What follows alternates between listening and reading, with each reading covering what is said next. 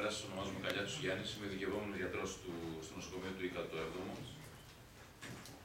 Θα μιλήσω για δύο ζητήματα, να μην σας απασχολώ περισσότερο, με πολύ χρόνο ας πούμε, και θα σας πω ακριβώς τι γίνεται συνοπτικά.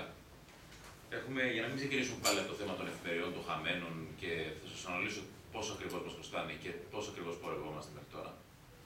Θα σας πω ακριβώς τι γίνεται στο νοσοκομείο του ΙΚΑ και πώς βιώνουμε την απαξίωση ενός τεράστιου ταμείου, το οποίο ήταν το μόνο που είχε νοσοκομεία, που αυτή τη στιγμή βρίσκεται προς ενοποίηση, ο Θεός να φυλάξει, χωρίς να ξέρουν ούτε οι ειδικοί, ούτε οι υπεύθυνοι του ΕΣΥ, ούτε οι υπεύθυνοι των νοσοκομείων του ΙΚΑ πώς θα γίνει αυτή η ενοποίηση, πώς θα προσχωρήσουμε στο ΕΣΥ και πώς θα μπορέσουμε να σταθούμε, πώς θα γίνονται οι προμήθειες, με ποιους μηχανισμούς, κανένας δεν γνωρίζει ακόμα. Βαδίζουμε σε θολά νερά και εμείς και οι γιατροί και οι νοσηλευτές και όλοι. Βιώνουμε μια προσπάθεια αποδυνάμωσης του ΙΚΑ εδώ και πάρα πολύ καιρό. Τον τελευταίο χρόνο οι εφημερίες είχαν αρχίσει να φθήνουν. Τουλάχιστον για εμάς και στο 7ο που κάναμε τις 24 ώρες εφημερίες, αλλά και τα παιδιά στο πρώτο που κάναμε ανάλογες εφημερίες μέχρι το μεσημέρι καθημερινά, είχαμε δει πλέον μια προσπάθεια απαξίωσης. Το βιώνουμε τώρα, αυτή τη στιγμή θέλω να καταγγείλω ότι η παθολογική κλινική του 7ου νοσοκομείου είναι η πρώτη κλινική που απειλείται με αφανισμό πολύ άμεσα και με ένα πολύ ύπουλο τρόπο. Δηλαδή, έχουν αφήσει ένα γιατρό ειδικευμένο να υπάρξει στην παθολογική κλινική με 6 ειδικευόμενους και μέσα 20 νοσηλευόμενους.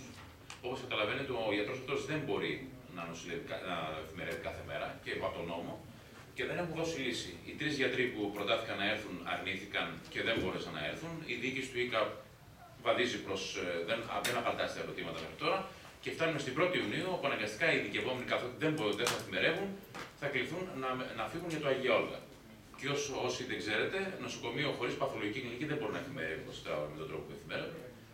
Άρα, με πολύ ωραίο τρόπο και ένα ωραίο χειρουργικό τρόπο, όπως είπε και ο κύριος Πρόεδρος και οι υπόλοιποι κύριοι που είναι εδώ στην έδρα και που εκπροσωπούν με όλους εμάς, προσπαθούν με ένα ωραιότατο, ούτε καν κρασμά, να το πούμε έτσι, να κόψουν, να ξεκινήσουν από μια κλινική παθολογική αυτή την ιστορία.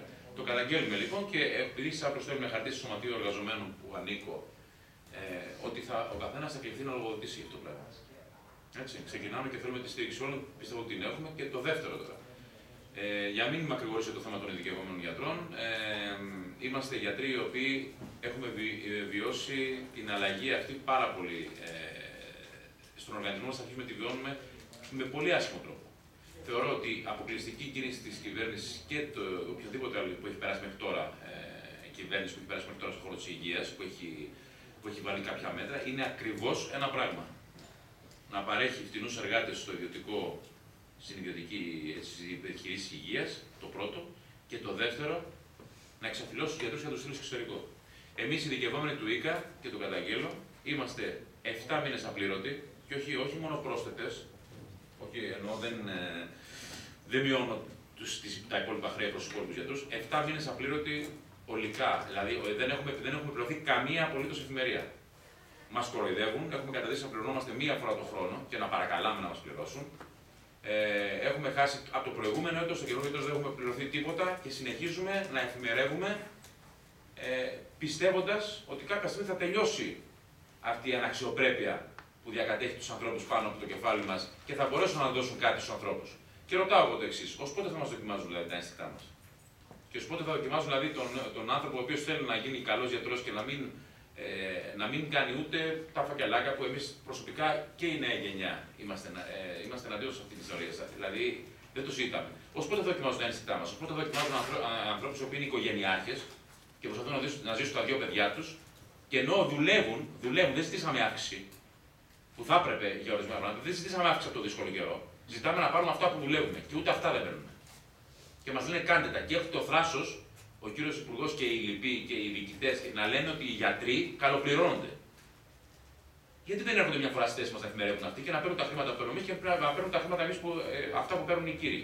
Να δούμε ποιος καλοπληρώνεται τελικά σε αυτή τη χώρα. Εν πάση περιπτώσει, να μην μακρηγορώ, εμείς είμαστε σε επίσης εργασίας. Ξεκινάει και το πρώτο νοσοκομείο ΙΚΑ και το 7ο νοσοκομείο του ΙΚΑ μαζί, μέχρι να πάρω επιστικές απαντήσεις, τουλάχιστον μια καλή πρόθεση, θα μας βρουν αντιμέτωποι σε οτιδήποτε πάνε να κάνουν. Η παθολογική κλινική θα κλείσει με πολύ. Αν θα κλείσει, θα είναι μια περίοδο για την κυβέρνηση, θα είναι η πρώτη κλινική που κλείνει. Και τέλος, να σας αναφέρω ότι το κίνημα νέων γιατρών που ξεκινήσαμε πριν από κάποιο καιρό δεν έχει σκοπό να επικαταστήσει τα συνδικαλιστικά όργανα, απλά έχει σκοπό να λειτουργήσει ως τεράστιος αφυπνιστικός μηχανισμός, ώστε να μπορέσουν οι άνθρωποι αυτοί οι οποίοι ακόμα δεν έχουν καταλάβει τι τους έρχεται να ξυπνήσουν και να στελεχώσουν όλο το συνδικαλιστικό όργανο. Ευχαριστώ. Ευχαριστούμε και εμείς τον Γιάννη.